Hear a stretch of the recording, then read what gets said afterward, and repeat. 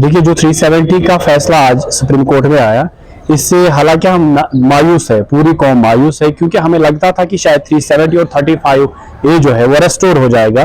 क्योंकि जिस तरीके से जो लीडरान यहाँ पर बयानबाजी कर रहे थे कि भाई ये परमानेंट है, ये परमानेंट है, कॉन्स्टिट्यूट असेंबली के बगैर ये खत्म नहीं हो सकता, तो आज सुप्रीम कोर्ट ने ये वाज़ेह कर दिया कि ये खत्म हो सकता है, और हुआ भी। और सुप्रीम कोर्ट का जो डिसीजन आया कि ये आफ्टर द एक्सेशन, इंडिया के साथ जब हमारा एक्सेशन हुआ तो उसके बाद वहां पर कोई ऑटोनॉमी नहीं रही, क्योंकि हम पार्ट बन गए हिंदुस्तान के और ये रियासत बन गई। ये पहले चंद्रचूड़ जो ऑनरेबल चीफ जस्टिस है उन्होंने बयान किया, बड़े अच्छे से उन्होंने बयान किया। और मुझे नहीं लग रहा है कि अब हमें इस पे और ज्यादा ब्लैकमेल करना होगा लोगों को, हमें आगे बढ़ना होगा, क्योंकि आज अब जुडिशरी का कोई ऐसा इदारा तो नहीं है ना जो सुप्रीम कोर्ट से भी ऊपर हो, जहां पर हम जा सके और आर्टिकल 370 और 35A को वापस ला सके। रही बात पार्लियामेंट की, पार्लियामेंट में वही लोग सरकार में जिन्होंने इसको एब्रोगेट किया है, और बीजेपी के होते हुए ये तो कभी वापस नहीं आएगा, इसकी तो हम तवक्को नहीं कर सकते हैं। दूसरी बात ये है कि जिस तरीके से हमें ये लीडरान जो है अभी तक ब्लैकमेल कर रहे थे, हॉलो स्लोगन दे रहे थे कि आर्टिकल 370 वापस आएगा, हमें इक़्तिदार में लाओ, सारे एक ही नहीं, उसमें नेशनल कॉन्फ्रेंस, पीडीपी, पीसी, अपनी पार्टी सारे। लेकिन अब ये वाज़ेह हो गया है कि अब ये वापस आने वाला नहीं है, जो गया सो गया। अब इस पे पछताने से कोई फायदा तो नहीं है, लेकिन फिर से कहूंगा मायूस तो हम है ही। जो पीसी है, पीपल्स कॉन्फ्रेंस, अपनी पार्टी है, नेशनल कॉन्फ्रेंस है, पीडीपी, फिलहाल ये 4 रीजनल पार्टीज है यहाँ पर, जो अभी तक हमें हॉलो स्लोगन दे रहे थे, हमें ब्लैकमेल कर रहे थे।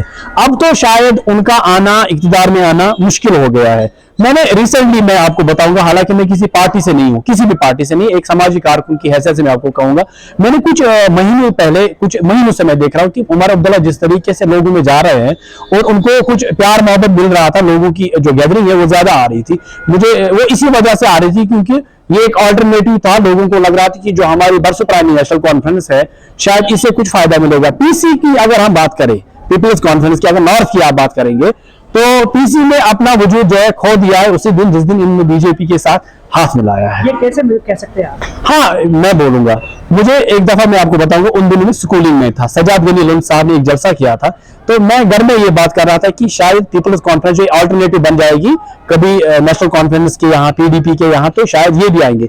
फिर सडनली सजाद गनी लोन साहब ने एक बहुत बड़ी मिस्टेक की, गलती की, ये चले गए इन बिटवीन ऑफ इलेक्शन, ये चले गए मोदी जी के पास और कहा कि बीजेपी का जो मोदी जी है वो मेरा बड़ा भाई है।